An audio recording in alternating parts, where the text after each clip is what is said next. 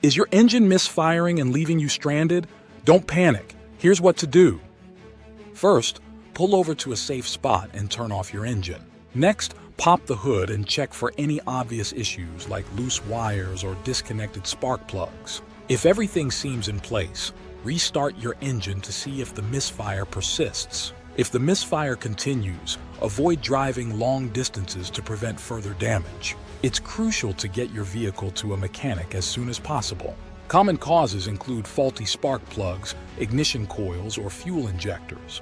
Addressing the issue early can save you from costly repairs down the line.